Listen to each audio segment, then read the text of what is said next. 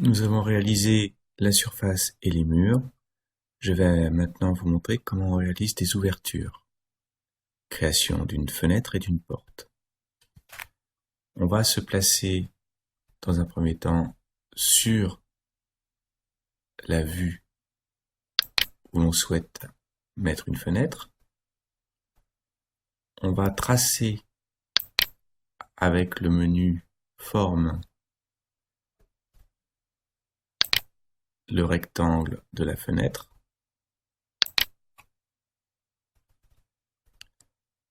Ce rectangle, bien sûr, peut être déterminé comme la surface en inscrivant longueur et largeur séparés par un point virgule. J'incline la vue en appuyant sur la molette de la souris et en faisant glisser la souris. Je vais utiliser l'outil pousser et je vais pousser la surface de l'épaisseur du mur.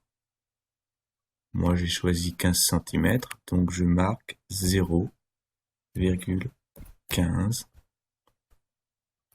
et on voit qu'effectivement le mur maintenant est percé. Si je souhaite réaliser une fenêtre à une position bien précise, on peut utiliser l'outil mètre qui est ici et lui demander de nous indiquer des positions. Par exemple, je souhaite maintenant faire une porte à 40 cm qui commence à 40 cm, donc 0,4. J'appuie sur Entrée. Il me trace un trait pointillé vertical. Ma porte fera une largeur de 80 cm, donc je marque 0,8. Et la hauteur de ma porte,